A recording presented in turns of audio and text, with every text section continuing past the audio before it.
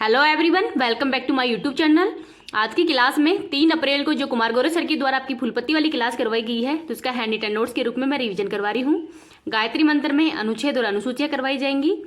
तो ये क्लास है वो आपके आने वाले एग्जाम के लिए वेरी इंपॉर्टेंट होने वाली है, तो प्लीज़ लास्ट तक क्लास को देखना है।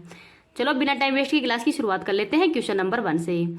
जूडिथ सुमीनोवा किस अफ्रीकी देश की पहली महिला प्रधानमंत्री नियुक्त हुई है? तो कांगो लोकतांत्रिक गणराज्य है, यहाँ की पहली महिला प्रधानमंत्री बनी है।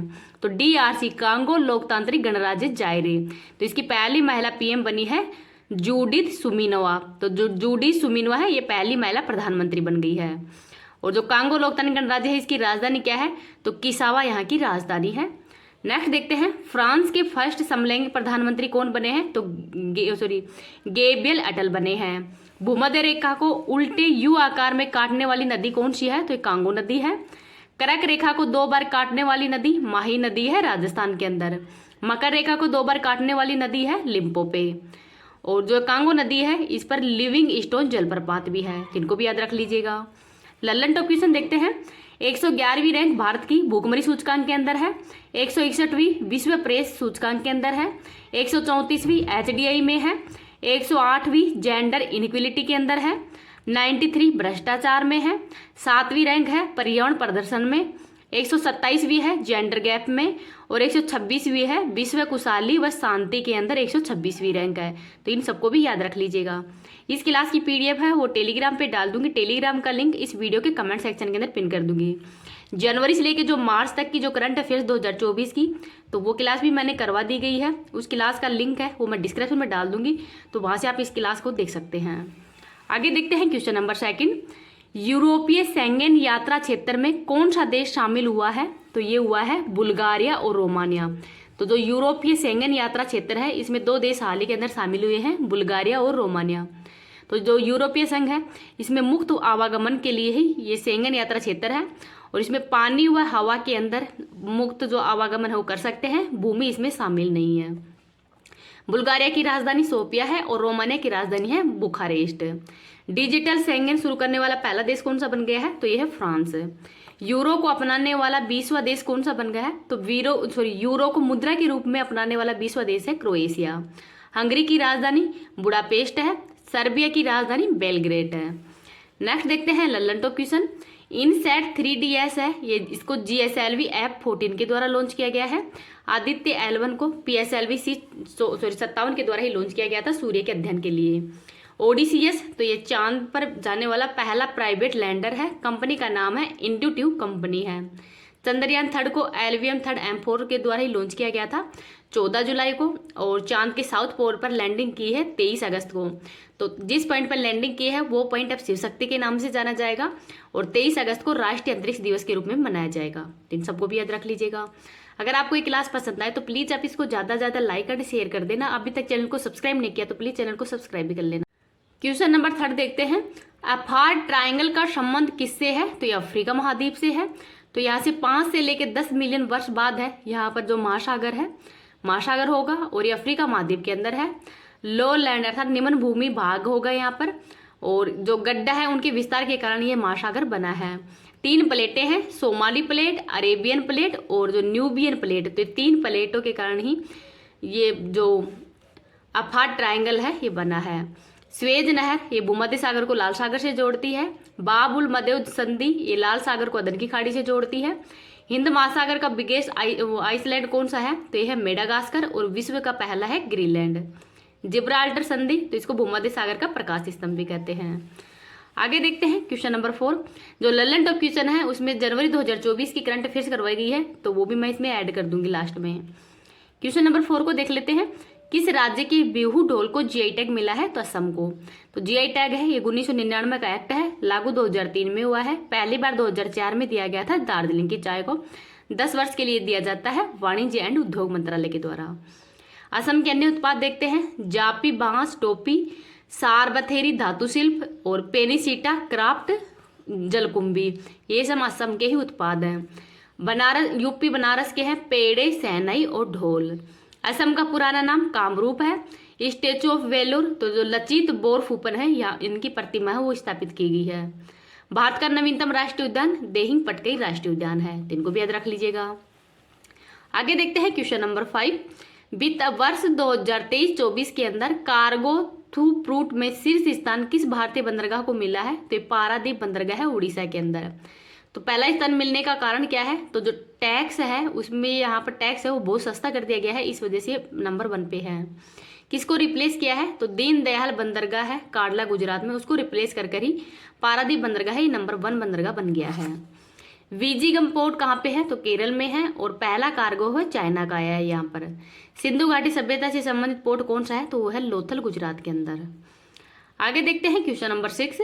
भारत सरकार ने किस देश के साथ में संस्कृत अनुसंधान और शिक्षा को बढ़ावा देने के लिए 5 सूत्री प्रस्ताव को रखा है? तो नेपाल के साथ में। भारत और नेपाल के मध्य ही संस्कृत अनुसंधान है वो संस्कृत को अनुसंधान और शिक्षा को बढ़ावा देने के लिए शुरू किया गया है। संस्कृत का पहला व्याकरण अष्टाध्यायी है, और शास्त्रीय भाषाएं 6 हैं, और वर्तमान में 3 नई शास्त्रीय भाषाएं वो भी जोड़ा गया है। तो तमिल है, संस्कृत, कन्नड़, मलयालम, तेलुगु, उड़िया, और नवीनतम है प्राकृत, पाली और फारसी।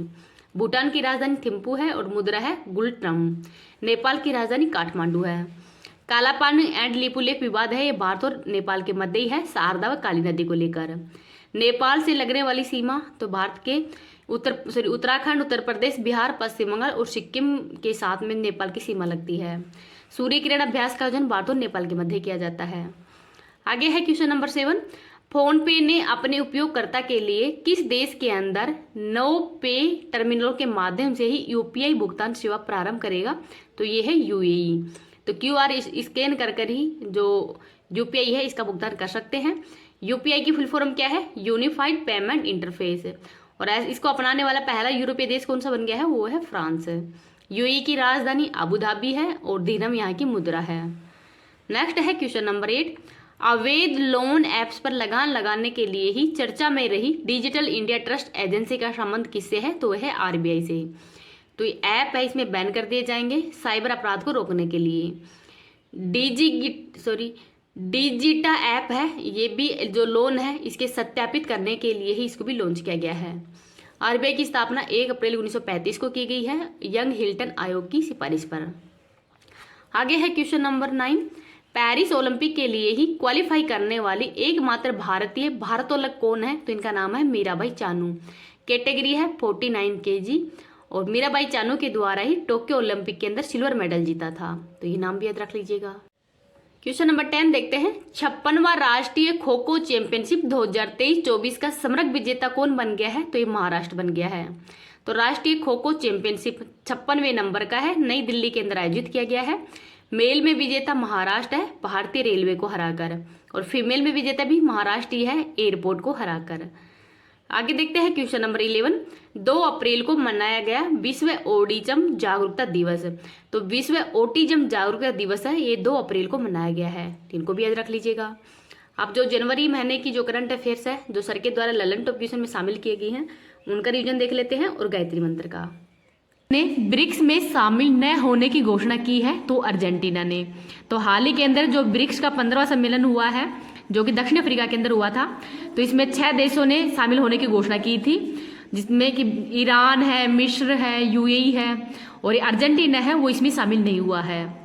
16वें वित्त आयोग का अध्यक्ष कौन है? तो डॉक्टर अरविंद पनगड़िया है, और 15वें वित्त आयोग है इसके अध्यक्ष एन.के. सिंह थे। नेक्स्ट है महर्षि वाल्मीकि अंतर्राष्ट्रीय हवाई अड्डे का उद्घाटन कहाँ पे किया गया है? तो अयोध्या उत्तर प्रदेश के अंदर। इसरो ने एक्स-रे पोलरीमीटर सैटेलाइट और एक्सपोसैट है, इससे एक्सपोसैट है इसको किसके द्वारा प्रक्षेपित किया है? तो PSLV C-58 के द्वारा ही प्रक्षेपित किया है। नेक्स्ट देखते हैं। न्यू स्पेस इंडिया लिमिटेड ने GSAT-20 को किस रॉकेट से लॉन्च करने की घोषणा की है? तो फाल्कन 9 के द्वारा, इसको भी याद रख लीजिएगा। नेक्स्ट है हिम तेंदुओं को किसने राष्ट्रीय प्रतीक घोषित किया है? तो किर्गिस्तान ने। बिम्स्टेक महासचिव पद पर नियुक्त होने वाले पहले भारतीय अधिकारी कौन है? तो इनका नाम है इंद्रमणि पांडे। वर्ष 2024 के अंदर यूनेस्को के 46वें सत्र की अध्यक्षता कौन करेगा? तो भारत।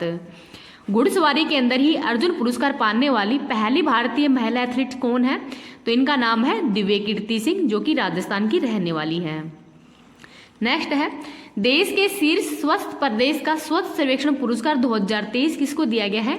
तो राज्य के अंदर महाराष्ट्र है और शहर के अंदर इंदौर फर्स्ट स्थान पर है। नेक्स्ट है, प्रधानमंत्री मोदी ने देश के सबसे लंबे समुद्री पुल अटल सेतु का उद्घाटन वो कहाँ पे किया है? तो महाराष्ट्र के अंदर, और ये मुंबई को नई मुंबई से जोड़ेगा। पहला मल्टी स्पोर्ट्स बीच गेम्स का समग्र चैंपियन है कौन बना है? तो मध्य प्रदेश बना है। आपको कमेंट सेक्शन के अंदर बताना है कि आपके कितने क्वेश्चन वो सही हो रहे हैं। तो जनवरी और जो फरवरी महीना है 2024 का, तो उसकी मतलब जो भी इंपॉर्टेंट क्वेश्चन है उनका रिवीजन करवाया जा रहा है। तो आपको क्लास के लास्ट के अंदर कमेंट सेक्शन के अंदर बता देना कि कितने क्वेश्चन आपके सही हो रहे हैं टॉप 50 के अंदर। ग्लोबल फायर पावर रैंकिंग के 2024 में भारत का स्थान कौन सा है? तो 4th है। गुट निरपेक्ष आंदोलन का 19वां शिखर सम्मेलन कहाँ पे हुआ है? तो युगांडा कंपाला के अंदर। दुनिया की सबसे ऊंची डॉक्टर भीमराव अंबेडकर की सामाजिक न्याय की प्रतिमा का उद्घाटन कहाँ पे हुआ है? तो आंध्र प्रदेश के विजयवाड़ा के अंदर हुआ है। तो इसको भी याद रख लीजिएगा। इस क्लास की PDF है वो मैं टेलीग्राम पे डाल दूंगी। टेलीग्राम का लिंक इस वीडियो के कमेंट सेक्शन के अंदर पिन कर दूंगी। अगर आपको ये वीडियो पसंद आ रहा है तो प्लीज़ आप इसको ज़्यादा ज़्यादा लाइक एंड शेयर कर देना। अभी तक चैनल पे नए हो, चैनल को सब्सक्राइब नहीं किया तो प्लीज़ चैनल को सब्सक्राइब भी कर लेना। संसद सदस्य स्थानीय क्षेत्र विकास योजना के प्रशासन के लिए ही कौन सा ऐप लॉन्च किया गया है? तो ई साक्षी ऐप। अयोध्या के अंदर निर्मित राम मंदिर किस वास्तुकला के अंदर बनाया गया है? तो नागर शैली के अंदर। वर्ष 2024 के अंदर भारत रत्न पुरस्कार तो 5 व्यक्तियों को दिया गया है। कर्पूरी ठाकुर जो कि बिहार के पूर्व CM रह चुके हैं और ये जन नायक के रूप में भी जाने जाते हैं। Lal Krishna Advani, MS Swaminathan, PV Narasimha Rao. तो इन 5 व्यक्तियों को जो भारत रत्न पुरस्कार है वो दिया गया है। BCCI ने colonel CK Naidu lifetime achievement award से किसे सम्मानित किया है? तो रवि शास्त्री और फारूक इंजीनियर को। ICC पुरुष T20 cricket of the year 2023 का पुरस्कार सूर्य कुमार यादव को दिया है। नेक्स्ट है, भारत के 75वें गणतंत्र दिवस पर, ये 25वां नहीं है 75वां है, 75वें गणतंत्र दिवस समारोह के मुख्य अतिथि कौन है? तो ये फ्रांस के राष्ट्रपति एमुअल मैक्रो है। और ये 75वें गणतंत्र दिवस समारोह पर ही जो सर्वश्रेष्ठ झांकी राज्य के अंदर उड़ीसा का है और जो मंत्रालय है उसमें संस्कृति मंत्रालय का है। नेक्स्ट है, मरणोपरांत पद्म विभूषण 2024 किसे प्रदान करने की घोषणा की है? तो बिंदेश्वर पाठक को। तो 5 व्यक्तियों को जो पद्म विभूषण ये अवार्ड दिया गया है, वैजयंती माला, चिरंजीवी, पद्मा सुब्रमण्यम, वेंकैया नायडू और बिंदेश्वर पाठक को। ट्रांसपेरेंसी इंटरनेशनल के भ्रष्टाचार धारणा सूचकांक 2023